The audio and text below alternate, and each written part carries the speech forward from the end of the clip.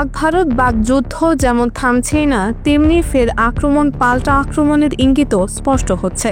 ভারত এবার পাকিস্তানকে হুমকি দিয়ে বলেছে তাদের নতুন ব্রহ্মস ক্ষেপণাস্ত্রের নাগালে রয়েছে দেশটির প্রতিটি ইঞ্চি। পাকিস্তান আফগানিস্তান উত্তেজনা এখনো কমেনি, বরং আরো বাড়তে পারে বলে ধারণা করছেন আন্তর্জাতিক বিশ্লেষকরা। আর এই দুই দেশের উত্তেজনায় আফগানিস্তানকে গোপনে আশকারা দিচ্ছে ভারত, এমন খবরও উঠে এসেছে বিভিন্ন গণমাধ্যমে।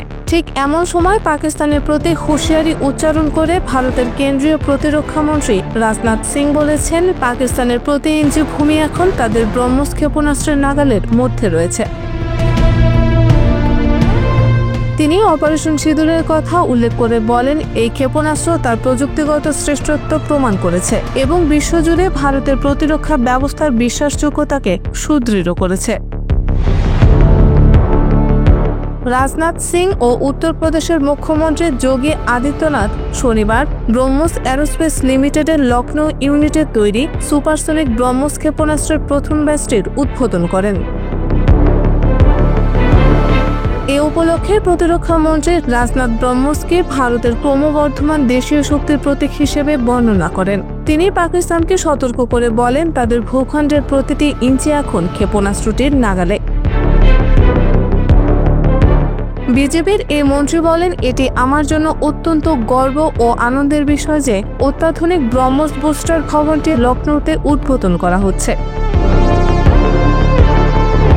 প্রতিরক্ষা মন্ত্রী রাজনাথ জোর দিয়ে বলেন, দিওয়ালির প্রথম 4 দিন 4টি ক্ষেপণাস্ত্র সরবরাহ ভারতের প্রতিরক্ষা ব্যবস্থায় আত্মনির্ভরতার একটি মাইল ফলক, যা একই সঙ্গে অর্থনৈতিক প্রবৃদ্ধি ও কর্মসংস্থান সৃষ্টি করেছে।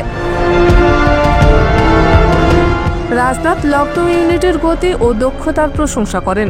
200 একর জুড়ে 380 কোটি টাকা ব্যয়ে গত মে মাসে এই ইউনিট উদ্বোধন করা হয়েছিল। মাত্র 5 মাসের মধ্যে এটি ক্ষেপণাস্ত্রের প্রথম ব্যাচ তৈরি করে সরবরাহ করেছে। ভারতের প্রতিরক্ষা মন্ত্রী বলেন, এটি সেনাবাহিনী, নৌবাহিনী ও বিমান বাহিনীর জন্য বছরে প্রায় 100টি ক্ষেপণাস্ত্র তৈরি করবে।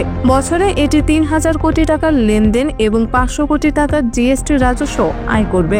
এই অর্জনের গতি ও দক্ষতা একটি রেকর্ড তৈরি করেছে।